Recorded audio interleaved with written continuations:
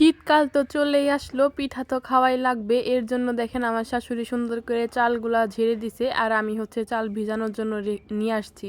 তো এই তো চাল কিছুক্ষণ ভিজিয়ে রেখে দিছিলাম, এখন হচ্ছে হাত দিয়ে ভালো মতো ধুয়ে নিতে হবে। চালটা আবার ভিজিয়ে রাখতে হয় সাথে সাথে, মানে হাত দিয়ে ধুইলে নাকি ভালো হয় না। তো আমরাও কিছুক্ষণ ভিজিয়ে রাখছিলাম, এখন হচ্ছে ধুয়ে নিতেছি। এই তো দেখতে তো পারতেছেন এখানে অনেকবার হচ্ছে চালগুলা ধুয়ে নিলাম। আর এই তো ভিডিওর মাঝখানে আপনাদের আমার হাতের মেহেদির কালারটাও দেখিয়ে দিলাম। তো এইদিকে হচ্ছে চালটাকে অনেক সুন্দর করে ধুয়ে নিতেছি, দেখতেই তো পারতেছেন কত সুন্দর করে কয়েকবার। এই তো চাল ধোয়া শেষ, এখন হচ্ছে চাল ঝরনা দিতে হবে। আগে তো সবাই ঢিকিতে কুটে হচ্ছে পিঠা বানাইছে, এখন আর তো ঢিকিতে কেউ কুটে না। এখন হচ্ছে চাল ভাঙানোর মেশিন আছে, চাল ভাঙানোর মেশিন দিয়ে চালগুলা ভাঙিয়ে নেয় সবাই। তো এইদিকে হচ্ছে দেখতেই তো পারতেছেন একটা বালতির ভিতর একটা উন্না দিয়ে দিছে সুতি, মানে জর্জেট উন্না পাতলা, যাতে পানিগুলা সব পড়ে যায়। এই তো দেখতেই তো পারতেছেন এখানে হচ্ছে সবগুলা চাল এই বালতির ভিতরে দিয়ে দিছে, এখন সুন্দর করে বেঁধে দিবে যাতে পানিগুলা সবগুলা পড়ে যায়। এই তো এখানে হচ্ছে বাঁধাও শেষ। তো দেখতেই তো পারতেছেন কত সুন্দর করে চালগুলা ঝর্ণা দিয়ে দিলাম। আর এইদিকে হচ্ছে আমার জামাইরে দিয়ে পাঠাই দিছি হচ্ছে চালগুলা ভাঙানোর জন্য। ওইখান থেকে চাল ভাঙিয়ে আমার খালা শাশুড়ির বাড়ি হচ্ছে চালগুলা দিয়ে আসা হবে, কারণ আজকে হচ্ছে আমরা ওইখানে গিয়ে সবাই মিলে পিঠা বানিয়ে খাবো। মানে আমার শাশুড়ির মন চাইছে আর কি, যে বড় বোনের বাড়ি গিয়ে সবাই পিঠা বানিয়ে খাবে। তো দেখতেই তো পারতেছেন এখানে হচ্ছে আমি, আমার শাশুড়ি আর হচ্ছে আমার ননদ, মানে আমার মামা শ্বশুরের বড় মেয়ে যাইতেছি হচ্ছে আমার বড় খালা শাশুড়ির বাড়ি। তো দেখতেই তো পারতেছেন আমার বড় খালা শাশুড়ির বাড়িটা কত সুন্দর জায়গায় এখন করা হয়েছে, নদীর পাশ দিয়ে হচ্ছে বাড়িটা। তো দেখতেই তো পারতেছেন বাড়িটা কত সুন্দর। আর বাড়ির মানে যে যাইতেছি রাস্তাটার দুনো পাশে অনেক সুন্দর গাছ দিয়ে আমার খালা শাশুড়ি ভরে ফেলছে। মানে এখানে আছে হচ্ছে বেগুন গাছ, মরিচ গাছ, এগুলো আর কি আর কিনে খাওয়া লাগে না। আর আমার খালা শাশুড়ির বাড়ি হচ্ছে বাড়ি নতুন করতেছে, দেখতে তো পারতেছেন বাড়ির কাজ অনেকটা বাকি। তো আমরা এসে দেখি এখানে হচ্ছে চাল ভাঙিয়ে দিয়েই গেছে, আর আমার খালা শাশুড়ি মুরগির মাংস কাটতেছে। ঘরে আবার মরিচ নেই, এর জন্য হচ্ছে আমি মরিচ নেওয়ার জন্য এখানে চলে আসছি। তো দেখতে তো পারতেছেন দুনো পাশে কত সুন্দর মরিচ গাছ আর হচ্ছে বেগুন গাছ লাগাইছে। মানে শীতকাল আর বেগুন কিনে খাওয়া লাগবে না, মরিচ কিনে খাওয়া লাগে না। মাশাল্লাহ অনেক সুন্দর মরিচ ধরছিল গাছে। কয়েকদিন আগে মরিচ নাকি ছিঁড়ছে, এর জন্য হচ্ছে গাছে নাকি মরিচ কম, আমাকে বলতেছে গাছে মরিচ অনেক কম, ছিঁড়ে ফেলেছি গাছ থেকে, তাহলে আরো সুন্দর লাগতো। তো এই তো এদিকে হচ্ছে আমার শাশুড়ি এসে আবার মুরগির মাংস কাটতেছে। মানে আমার জামাই মুরগি একবারে বানায় নিয়ে আসছে একটু সময় বাঁচানোর জন্য, তার উপর আবার পরিষ্কার করা লাগতেছে আর সুন্দর করে কেটে নিতেছে। আর এদিকে রান্না করার জন্য চুলায় জালটা হচ্ছে জ্বালিয়ে নিছে, আর কড়াইতে অনেকটা পরিমাণে তেল দিয়ে দিল। তারপরে হচ্ছে কিছুটা লবণ, তারপরে দিয়ে দিছে হচ্ছে পেঁয়াজ মরিচ কুচি। তো সবকিছু এখন সুন্দর করে একটু নেড়ে চেড়ে নেবে। আর আমার খালা শাশুড়ির রান্নাঘরটা হচ্ছে অনেক সুন্দর। তো তারপরে দিয়ে দিছে হচ্ছে এখানে অনেকটা পরিমাণে আদা বাটা। তো এই যে এইদিকে হচ্ছে আমার শাশুড়ি সবকিছু রেডি করে দিতেছে, আর এইদিকে হচ্ছে আমার খালা শাশুড়ি রান্না করতেছে। তারপরে এখানে দিয়ে দিছে হচ্ছে দারচিনি এলাচি, তারপর দিয়ে দিবে এখানে হচ্ছে পরিমাপ মতো হলুদের ফাঁকি, দিয়ে দিবে হচ্ছে মরিচের ফাঁকি। তো দিয়ে ভালো মতো একটু মশলাটাকে সুন্দর করে কষায় নিবে একটু পানি দিয়ে। গ্রাম অঞ্চলের রান্নাঘর এইরকমই হয়, দেখেন প্রকৃতির সাথে কত সুন্দরভাবে রান্না করা হইতেছে।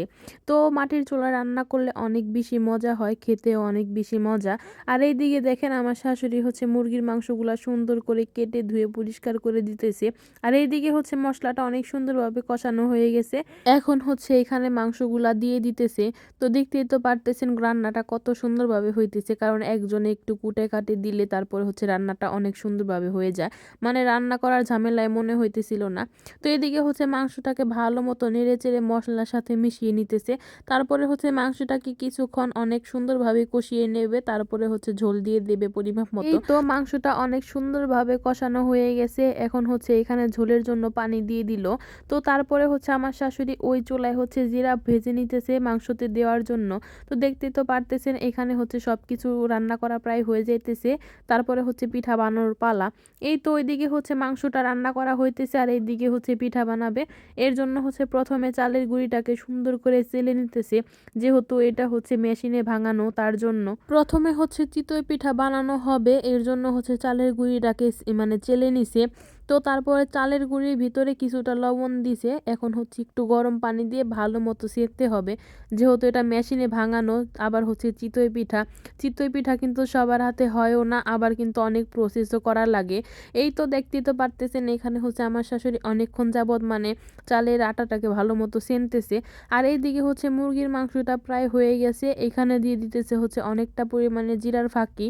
তো জিরার ফাঁকি দিয়ে ভালো মতো একটু নেড়ে চেড়ে নিতেছে। আর এইদিকে হচ্ছে তরকারিটা রান্না করা শেষ। এইদিকে তরকারিটা হচ্ছে নামিয়ে নিতেছে। এখন হচ্ছে চুলায় দিয়ে দিল হচ্ছে পিঠা বানানোর জন্য তাওয়া।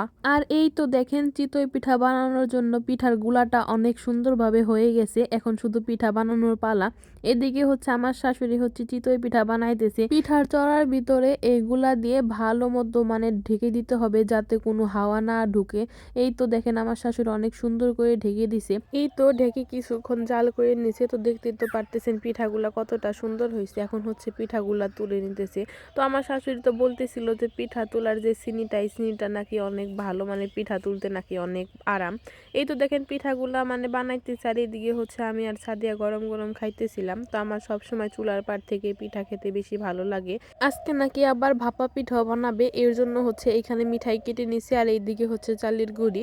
তো আবার হচ্ছে চুলা জ্বালিয়ে কলসির ভিতরে পানি গরম দিছে, আর এইদিকে হচ্ছে ভাপা পিঠা ভরা হইতেছে। তো আমাদের অঞ্চলে ভাপা পিঠা সবসময় এইভাবেই ভরা হয়, মানে দুইবার করে দেয়। প্রথমে হচ্ছে চালের গুঁড়ি, তারপরে মিঠাই, তারপর আবারও চালের গুঁড়ি, তারপর আবারও মিঠাই।